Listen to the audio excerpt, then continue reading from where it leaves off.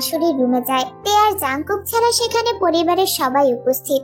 জাংকুকের হাবভাব দেখে জিনের তীব্র ধারণা জাংকুক থেকে পছন্দ করে। শুধু পছন্দ না, ওনার আন্দাজ মতে কয়েকদিন পরে জাংকুক নিজেই বিয়ের কথা বলতো। কিন্তু তার শাশুড়ি যে এভাবে বেগমের জন্য তের হাত চেয়ে বসবে, এটা চিন্তার বাইরে ছিল। তার বোনের সাথে একবার জাংকুককে নিয়ে কথা বলেছিল, এখন আবার সেই মুখেই কিভাবে বেগমের জন্য কথা বলবে? সবচেয়ে বড় কথা হচ্ছে জাংকুক কি বলবে, সে কি ব্যাপারটা মানবে? যে জিনকে দেখেই বলল, আসো ছোট বউ। জিন তার স্বামী নামজনের দিকে তাকায়। জাংকুক আর তের বিয়ের ব্যাপারে নামজন জানে, তাই সেও এই ব্যাপারে সন্দিহান। দুপুরে তার আম্মা বিয়ের কথা বলতে ভেবেছিল জাংকুকের কথাই বলেছে, কিন্তু পরে শুনলো জাংকুক নয়, বেগম। তখন থেকেই চিন্তা হচ্ছে তার। জিন, তুমি কি কও? আমার নাতিরই উপযুক্ত মনে হয়? বেগম বিছানায় তার দাদির পাশে বসে আছে, মুখে মুচকি হাসি। জিন বেগমের দিকে তাকায়। বেগম ভালো চাকরি করে, ঠিক আছে, কিন্তু তার চরিত্র ভালো না। ছেলেটা যেমন তাদের, মেয়েটাও নিজেদেরই। সুতরাং জেনে শুনে এমন অপাত্রে মেয়ে দান করা যায় না। কিন্তু তিনি শাশুড়ির সামনে কি বলবে ভেবে পেলেন না। জিনকে চুপ থাকতে দেখে ইয়েজি বলল, আমার নাতি ঢের উপযুক্ত। সবার মতামত আছে তো নাকি? দাও, তোমার বোনরে ফোন দাও, আমি একটু কথা কই। জিমিন তে আর জাংকুকের মনের ভাব কিছুটা হলেও জানে। তার ভ্রু জোড়া কুঁচকে আছে, গলা খাকারে দিয়ে বলল, আমার মনে হয় বিয়ের কথা আগানোর আগে এর সাথে খোলাখুলি কথা বলা প্রয়োজন। মেয়েটা আমাদের বাসায় বেড়াতে এসেছে, এ অবস্থায় তার উপর আমাদের মতামত কিংবা সিদ্ধান্ত কোনোটাই চাপিয়ে দিতে পারি না, তাই না বড় আব্বু? যে হোক ন্যায়পরায়ণ মানুষ, সে মনে প্রাণে চাইছে বড় আব্বু হ্যাঁ বলুক। যে হোক এতক্ষণ চুপচাপ সব শুনে গিয়েছে। বেগমের মতো ছেলে এত ছোট কম পড়ুয়া মেয়েকে বিয়ে করতে পাগল হয়ে গেছে, এটা ভেবে অবাক লাগছে তার। তার ছেলের চলাফেরা সম্পর্কে তার বেশ ভালো ধারণা আছে। মাসে মাসে প্রেমিকা বদলানোর অভ্যাসটাও অজানা নয়। এত সুন্দরী সুন্দরী উচ্চ শিক্ষিত মেয়ে ফেলে এই তেকে বিয়ে করার কারণটাই মেলাতে পারছেন না তিনি। বেগম কিসের পাগল? এর রূপের, নাকি জেদ, নাকি অন্য কিছু? যে হোক জিমিনের কথা সায় দেয়। কথা বলো, জিজ্ঞেস করো বেগমকে তার কেমন লাগে। বেগম যেন জানে তে না বলবে, তাই সে ভয়ে চেঁচিয়ে উঠে বলল, দাদি তো জিজ্ঞেস করেছেই, এখন আবার কি জিজ্ঞেস করবে? যে হোক চিন্তিত চোখে ছেলেকে দেখে বলল, করুক, বিয়ে তো আর একদিনের ব্যাপার না, বিয়েটা সারা জীবনের ব্যাপার, জেনে শুনে আগানোই ভালো।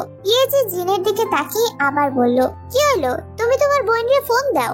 বলছিলাম কি মা, তে কি বলে তা জেনে না হয় ফোন দেই। যে কিছু বলার আগেই যে হোক ছোট ভাইয়ের বউয়ের কথায় সম্মতি দিয়ে বলল, হ্যাঁ এটাই ভালো, ফোন দাও তো। কথা বলতে দোষ কি, আপন মানুষই তো। অগত্যা জিন বোনের কাছে ফোন দেয়। ইয়ঞ্জন সব শুনে জানায় তারা ভেবে দেখবে। ইয়েজি বলল তাদের কালকে তাদের বাসায় আসার জন্য। ইয়ঞ্জন সম্মতি জানায়। শত হোক বোনের শাশুড়ি, ওনার কথা ফেলে কি করে?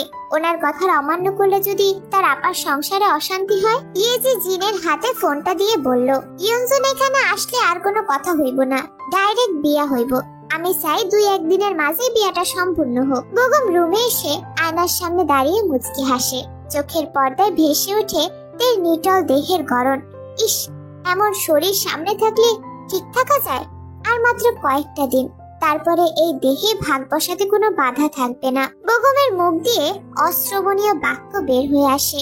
তের বাঁকানো শরীরের বাঁক ভেবেই তো তার ঘুম আসে না। এই শরীর ছুঁয়ে দেখার অনেক শখ তার, যতক্ষণ না ছুঁয়ে দেখবে ততক্ষণ মন ভরবে না। জিমিন তেকে কিছু জানায় না, তার ধারণা এসব শুনলে তে খুব কান্নাকাটি করে পার্টিতে যাওয়া ক্যান্সেল করে দেবে। তাই সে ঠিক করেছে পার্টি থেকে এসে এসব বলবে। জাংকুক তাদের নিতে আসছে। দুজনে রেডি হয়ে বেরিয়ে যায়। তের মন অনেক ফুরফুরে। হালকা গোলাপি 3 পিসের সাথে লম্বা চুলের বেরিতে খুবই স্নিগ্ধ লাগছে। জাংকুক খানিক তাকিয়ে থেকে চোখ সরিয়ে নেয়। আচ্ছা, আজকাল থেকে এত ভালো লাগছে কেন? মনের খুব কাছে প্রেমময় বাতাস বয়, তা জাংকুক বেশ বুঝতে পারে। তে আর চোখে জাংকুককে দেখছে। সাদা স্টেপ শার্টে খুবই সুন্দর লাগছে।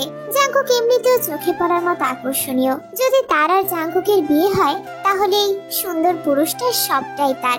অচেনা সুখে তের বুকটা ভার হয়ে আসে। মাথা নিচু করে গাড়ির সিটে বসে থাকে। জিমিন ভাইয়ের মুখে সুখের ছোঁয়া দেখে ভাবে বেগমের সাথে তার বিয়ের কথা শুনলে তার প্রতিক্রিয়া কেমন হবে। জিমিনের এমন কোনো ইচ্ছে নেই যা জাংকুক পূরণ করে না। সেই জাংকুকই কিনা এত বড় অপূর্ণতা নিয়ে থাকবে। জিমিনের কেন যেন মনে হচ্ছে জাংকুককে জানানো উচিত। জাংকুক জানতে পারলে ঠিক সমাধান বের করে নেবে। সে সিদ্ধান্ত নেয় তেকে জানানোর আগে জাংকুককে জানাবে। হঠাৎ গাড়ি থামে। জিমিনকে অবাক করে দিয়ে ধীর পায়ে হেলে দুলে সামনের সিটে সুগা উঠে বসে। পেছনে তাকিয়ে সবাইকে দেখে হাসে। জাংকুকের দিকে তাকিয়ে বলল, সবকিছুতে আমারে টানস্কান কত। জাংকুক ইচ্ছে করে সবকিছুতে সুগাকে রাখে। বেকার জীবনে ছেলেটা হাঁপিয়ে যাচ্ছে, বারবার ডিপ্রেশনে পড়ে। জাংকুক চায় সুগা স্বাভাবিক থাকুক। চাকরি তো হবেই, কিন্তু এই খারাপ সময়ের স্মৃতিগুলো মনে থাকবে। জাংকুক সুগার মাথায় থাপ্পড় দিয়ে বলল, তোর কোনো সমস্যা? আলবাত সমস্যা। আমি ঘুমাচ্ছিলাম, তুই শুধু শুধু আমাকে বিরক্ত করলি। এই সন্ধ্যায় ঘুম? আরে রাতে ঘুমাইতেই পারি না। কেন রে, প্রেমিকার সাথে রাতভর প্রেমালাপ করস নাকি যে ঘুমাইতে পারস না? জাংকুকের কথায় জিমিন আর সুগা দুজনেই চমকে ওঠে। সুগা হাসে কিন্তু কিছু বলে না। সুগার হঠাৎ আগমন জিমিনের কাম্য ছিল না। সে তার ভাইয়ের কথায় কিছুটা নড়ে চড়ে বসে। তারপর পিছনের সিট থেকে সুগাকে দেখে। পেছন থেকেও সুগাকে কত সুন্দর লাগে। জিমিন মুগ্ধ চোখে তাকিয়ে থাকে। প্রেমে বলে বুঝি এমনই হয়, যেমনই থাকুক সুন্দর লাগে। বুকের মাঝে দামাদা বাজে। আচ্ছা, প্রেমিক পুরুষ এত সুন্দর হয় কেন? পার্টিতে যাওয়ার কিছুক্ষণ পর সুগা লক্ষ্য করে জাংকুক বারবার তেকে দেখছে। তারপর সুগা জাংকুককে চোখ মেরে বলল, কিরে মামা, তলে তলে টেম্পো চালাও? আমরা বললে হরতাল। টেম্পো চালাবো কেন? ভালো লাগে, বিয়েও করে ফেলতে পারি। করে ফেল, করে ফেল। দেরি হলে দেখবি টেম্পো বুকিং। একে তো কিছুই জানাইনি এখনো। আরে মামা জানিয়ে দে। কিভাবে জানাবো? আরে প্রেম নিবেদন কর। মেয়েরা এই ফিল্ম স্টাইলে প্রেম নিবেদন বেশ পছন্দ করে, না চাইতেও ফিদা হয়ে যায়। জাংকুক মুচকি হাসে, মাথা নেড়ে বলল, ধুর, আমাকে দিয়ে এসব হবে না। জিমিন এগিয়ে আসে। জিমিনকে দেখে সুগা বলল, তোমার ভাই তো প্রেমে পড়ে মরে যাচ্ছে, তুমি থাকতে মরতে দাও কি করে শুনি? জিমিন জাংকুকের দিকে তাকালে জাংকুক ওকে বলল, আরে তের কথা বলছে। জিমিনের গলায় শ্বাস আটকে আসে। যা ভাবছিল তাই। আর দেরি করা ঠিক হবে না। দম ফেলে পেছনে তাকিয়ে তের অবস্থান দেখে নিল। তারপর বলল, ভাইয়া, তোমাকে কিছু কথা বলার আছে। জাংকুক জিমিনের চুপসানো মুখের দিকে তাকিয়ে বলল, কোনো সমস্যা? কেউ ডিস্টার্ব করছে? আরে না না, এসব কিছু না। তের ব্যাপারে। তের ব্যাপারে? বল। আসলে ভাইয়া, দাদি বেগম ভাইয়ের সাথে তের বিয়ে ঠিক করেছে। জাংকুকের চেহারার রং মুহূর্তেই পাল্টে যায়। কণ্ঠে আসে এক রাশ কঠোরতা। মানে কি? জিমিন ভাইয়ের চেহারা দেখে ভয় পায়। জাংকুক রেগে যাচ্ছে। জিমিনের কি উচিত ছিল না বলা? জিমিন আস্তে করে বলল, মানে 2-1 দিনের মধ্যেই বিয়ে হবে। জাংকুকের চোখের বর্ণ লাল হচ্ছে। গম্ভীর গলায় সে বলল, তে রাজি? জিমিন দুপুরে খাবার টেবিলের কথোপকথন জাংকুকের কাছে বলে। জাংকুক হাত মুষ্টিবদ্ধ করে দূরে চেয়ারে বসা তের দিকে তাকিয়ে আছে। তে হয়তো মনে করেছে তোমার কথাই বলেছে। আজকে সারাদিন মেয়েটা কি খুশি ছিল ভাইয়া। তে বাচ্চা না জিমিন, দাদির বিয়ের সমতুল্য নাতি 2টা। কাকে ইন্ডিকেট করে বলেছে এটাও বুঝবে না? তাছাড়া সেখানে তো আমি উপস্থিত ছিলাম না, ভাইয়া ছিল। তাহলে ওকে এতটাই অবুঝ? সব জায়গায় হাসতে হবে কেন? জিমিন বুঝলো জাংকুক রেগে গেছে। সে আস্তে করে বলল, ভাইয়াও ছোট মানুষ, হয়তো বুঝতে পারেনি। বুঝেছে, বুঝেই রাজি হয়েছে। সুগা জাংকুকের কাঁধে হাত রেখে বলল, আরে ভাই রেগে যাচ্ছিস কেন? ছোট মানুষ, বোঝেনি। তুই নিজে কথা বল না। কেন? আমি কেন কথা বলবো? ও আমাকে দেখে আমার মন বোঝে না? আর দাদি নাতি বললেই তো সেই নাতি আমি হব না, আরেকজনও হতে পারে, তাই না? স্টুপিড মেয়ে। জিমিন আরো বলল, খালামণি কালকে আসবে, তারপরই বিয়ে। জাংকুক থমকায়। বাহ, সব ফাইনাল, মাত্র কবুল বলা বাকি। বিষাদে জাংকুকের অন্তর ছেয়ে যায়। সে দাঁত কিরমিরিয়ে বলল, হোক বিয়ে, তাতে আমার কি? আমাকে সব ছাতার মাথা বলতে কে বলেছে? ফালতু। জিমিন আর সুগা আর কিছু বলার আগেই জাংকুক সরে যায়। রাগে তার গা কাঁপছে। বিয়েতে রাজি মানে কি? রাগে দুঃখে জাংকুক আরেকটা কাজ করে বসে। তে অনেকক্ষণ ধরেই লম্বা সুন্দর মেয়েটাকে লক্ষ্য করছে। মেয়েটা বারবার জাংকুকের গা ঘেঁষে দাঁড়াচ্ছে, কেমন হেসে হেসে কথা বলছে। তের একদম ভালো লাগছে না। জাংকুকের পাশে এই মেয়েকে দেখলেই শরীর পিছিয়ে যাচ্ছে। জাংকুক মেয়েটাকে পরিচয় করিয়ে দিয়েছে। মেয়েটার নাম আইয়ু, জাংকুকের কলিগ। জিমিনদের সাথে জাংকুকের কি নিয়ে যেন কথা কাটাকাটি হচ্ছে। তে ভাবলো একবার এগিয়ে দেখবে, আর একবার ভাবে ওনাদের ব্যাপারে গেলে যদি পছন্দ না করে, তাই চুপচাপ বসে থাকে। এর মাঝেই জাংকুক আয়ুর কাছে যায়। আয়ু মোবাইলে কিছু দেখিয়ে আবদার করাতে জাংকুক রাজি হয়ে যায়। তারপর দুজনে বেশ কাছাকাছি দাঁড়িয়ে ছবি তোলে।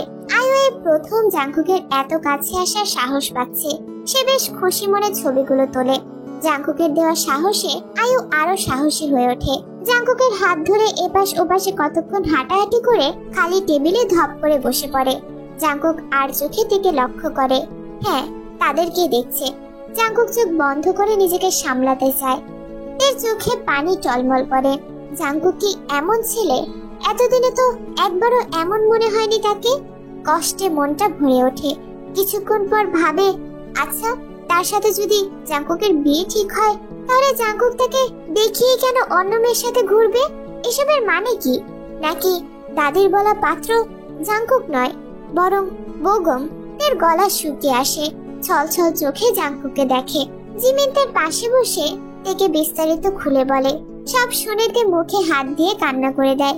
সত্যি সে ভেবেছিল পাত্র জাংকুক, তাই তো লজ্জা পেয়ে লাজুক হেসেছিল। কিন্তু এই হাসি যে তার কাল হয়ে দাঁড়ালো।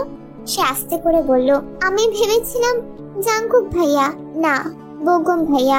আমি আর এখানে থাকবো না, আমি কালকেই বাড়ি চলে যাব। জিমিন তার হাত ধরে বলল, চলে যাওয়া মানে সব সমস্যার সমাধান না, এটা ভাবা ভুল। আমি না থাকলে সব সমস্যা শেষ।